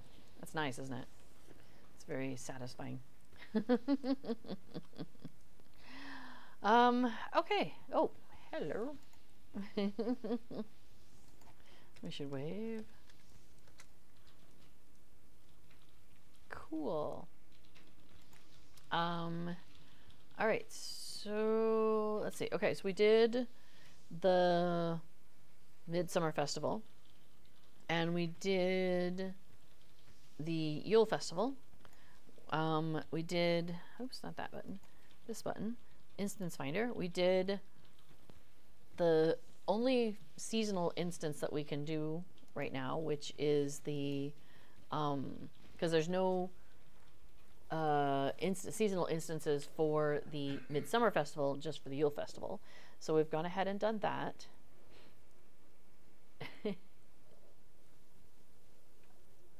Let's see. Oh yeah, so before I talk about using the tooltips to keep track of banners, and then and then do a side objective and it looked like half the banners got destroyed. Yeah, because if you run out and the banners, like the tooltip turns gray and you're like, oh no, we lost everything, or they'll go to 0 or whatever. You're like, oh, okay, it's not bad. I just got too far away. So let's see. Well, I am getting close to winding down. Oh, but we almost forgot to check on the dies. Gotta get the dies. Very important. So let's see, bartering. Greetings, friend. Is it you or is it your friend? It's your friend. Okay. Talk to the other guy. Barter items. Dies. Okay, so now this is where we need to go into the carry-all. But after this, I'm going to start wrapping up. So if anybody has any last minute thoughts or questions, now is the time to bring those up. And then when I'm done streaming, we'll go straight over to B4 and he'll do his stream Plugging Along, where he talks about Lotro plugs in and does some plugin development during the stream. So definitely stick around for that also. Okay, so we're going to check the die carryall. Speaking of carryalls, like we were earlier, makes me so happy. So the ones that you can get for festival tokens right now are the Moria silver die and the Belagar blue die. The ones that you can get for mithril coins are the dark mossy green and the Lorien gold. But the Yule festival, when it runs at its normal time in 6 months, it'll flip. And so the Moria silver and the Belagar blue will be for mithril, and the dark mossy green and the Lorien gold will be for festival tokens. So what I tend to do is I will stock up on the ones that are available for tokens, and then make sure I have enough to get me through basically 2 years, and just get them every other time. Looks like I have plenty of those, so we're good there. Okay, so then I just need to go to, I'm going to go back to Midsummer because I forgot to check with the barterer there and see what dyes she's got on sale.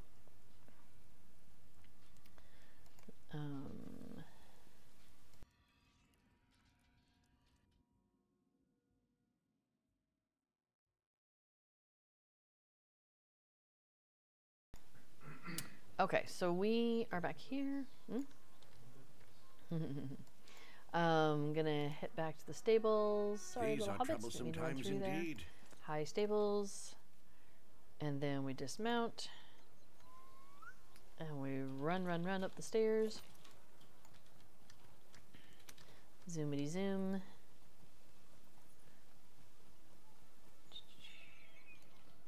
Yes, Palmella points out that I love it that it gives us a chance to get those dies for festival tokens.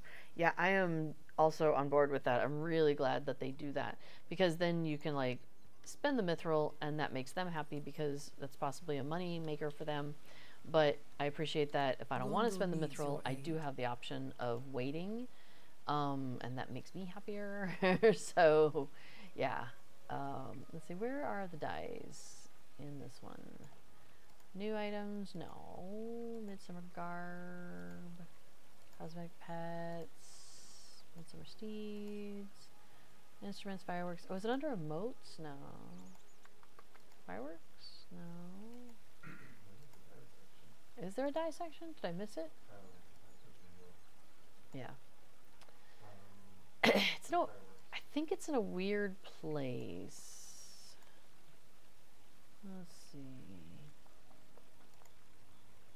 Essences? No. Maybe there's no dies for this one. Am I missing it?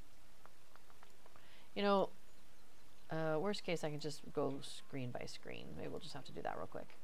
All right, so all stuff there. Oh yeah, I gotta check out some of those the new plants and stuff. I forgot that that's a thing. Most of the cosmetic items I have, because when this festival started, I was like, these are some pretty awesome cosmetics. So I got almost all of them, I think. Oh, and I got all the instruments too at one point, because I thought that was fun. I thought they would sound different, but they sound the same as like the bass version, which is okay. Alright, are there no dies for this festival? I mean, it's possible. You can't have dies at every festival, I guess. Okay, so it's possible. Man, some of the housing items here are also nice, like the Azure hanging lantern, and yeah, I went nuts with buying a whole bunch of the stuff. The garden arch is great. I have that, I think, at every house. Oh, I think it's the flared hanging lanterns that I have, actually. I like those a lot. Those are hanging in the hallway as you come up. The Midsummer Garden sculpture is redonkulously huge. It's twice the height of a Hobbit hole, basically. It's really crazy. The floating lanterns, though, the open and the half open, are my favorite. Those are so pretty. Those are really nice. And then they have a bunch of steeds. And then, yep, we think's not. I agree. No dye for this festival. Well, that's okay. Like I said, I've got plenty, but let me put that back into my shared storage before I forget, or I'll be on my Hobbits and be like, where's my dye? And I'll be sad. Well, you know what? I think I don't have some of these emotes. And I'm pretty sure my other Hobbits already have them, so I'll just go ahead and consume these on this character. There we go. Spread the love. Cool. Alright. Well, I think that takes care of everything that I needed to do. I'm just going to leave my character here because the next time I start, basically I can go ahead and just start up here, pick the quests up while I'm here, and then pop back downstairs and get the wrapper and start from the bottom and work my way up. So it's you can work it either way. It is no problemo. All right. Well, I think we're gonna call it there for today for me. So thank you guys for coming along and enjoying some festival time here. Oh, nice. I like the like they did some nice coordination of the reds and the silvers there. I like to do that too. I like to coordinate my outfit with my pony, or in this case, horse. Anyway, stick around for B4. Coming on here in just a moment. And Arathorn says, thank you for the stream. I learned something about the stuffed at Winterhome. Awesome. Yeah, I find that once you get the groove of it, you can generally succeed at that quest, which is really nice. I still fail it once in a while when I'm like overstuffed and there's no drinks that come along and I end up in the same like time as other people, or there's a lot of lag. Like I hit a lag bump one day and it was just like, oh, it took me out. It was sad. But aside from that, yeah, I think it gives you some real good chance for success, and it pleases me to be able to get those tokens, so it's nice. So, all right, I should be back next week as normal. We'll be doing some more festival. I think it's one more week of dual festival, and then yeah, we'll see what comes next. All right, have a great rest of your day, everybody. Stay connected to the Hobbit side of your heart. I will see you later. Bye.